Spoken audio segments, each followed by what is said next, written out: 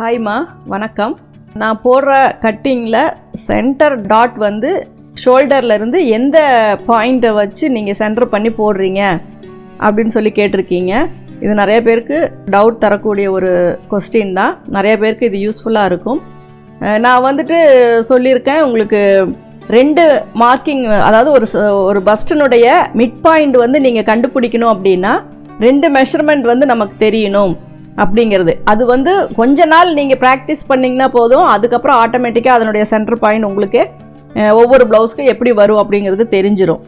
First practice பண்ணும்போது நான் சொன்னது வந்து உங்களுக்கு ஷோல்டர்லேருந்து நம்மளுடைய பஸ்டினுடைய மிட் பாயிண்ட் எது அப்படிங்கிறத நம்ம வந்து ஒரு மெஷர் பண்ணிக்க போகிறோம்.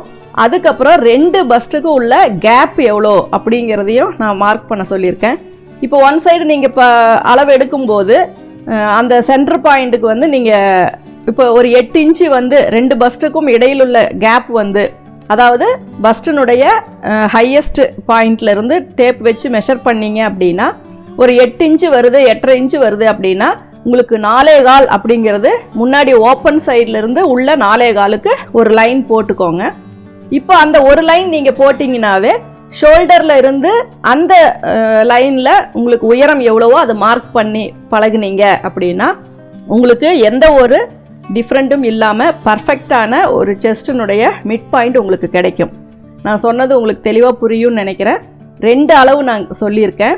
அதாவது ஒரு நம்ம பாடியில் உயரத்துக்கு ஷோல்டர்லேருந்து பஸ்டினுடைய மிட் பாயிண்ட்டுக்கு, அதாவது சென்டர் பகுதிக்கு ஒரு அளவும், அதே மாதிரி 2 பஸ்ட்டுக்கும் இடைப்பட்ட அளவும் நம்ம வந்து எடுத்தோம் அப்படின்னா முன்பக்கத்தில் நம்ம ஃபோல்டு பண்ணி போடும்போது அந்த எடுத்த அளவை 2ஆக பிரித்து, அதில் இப்போ 8 இன்ச்சு எடுத்தோம் அப்படின்னா 4 இன்ச்சுக்கு ஒரு மார்க் போட்டு ஒரு லைன் போட்டுட்டீங்க அப்படின்னா அந்த இடத்துல இருந்து உயரத்தை மார்க் பண்ணும்போது உங்களுக்கு கரெக்டாக அந்த சென்டர், ஏன்னா மேலேருந்து ஒரு லைன் வரும், கீழே கிராஸில் ஒரு லைன் வரும்.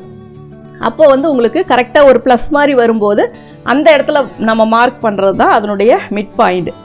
இது வந்து நம்ம எல்லாத்துக்குமே ரொட்டீனாக நம்ம பண்ண போகிறது கிடையாது. ஒருத்தருக்கு அளவு எடுக்க போகும்போது நம்ம செஸ்ட் ரவுண்டு, வெயிஸ்ட் ரவுண்டு தான் எடுப்போம். First point, between first point எல்லாம் நம்ம எடுக்க போகிறதில்ல.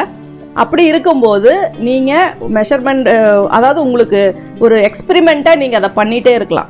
அதாவது ஒவ்வொரு செஸ்ட் ரவுண்டு வர்றவங்களுக்கும் ஒவ்வொரு லென்த்து வர்றவங்களுக்கும் இந்த மெஷர்மெண்ட் வந்து, ஏன்னா லேடிஸ் மெஷர்மெண்ட் பண்ணும்போது அது நீங்கள் தாராளமாகவே பண்ணிக்கலாம். அந்த மாதிரி மெஷர்மெண்ட்ஸ் நீங்கள் யூஸ் பண்ணி ஒவ்வொன்றிலையும் உங்களுக்கு சென்டர் பாயிண்ட் எப்படி வருது அப்படிங்கிறத நீங்கள் வந்து பார்த்துக்கலாம்.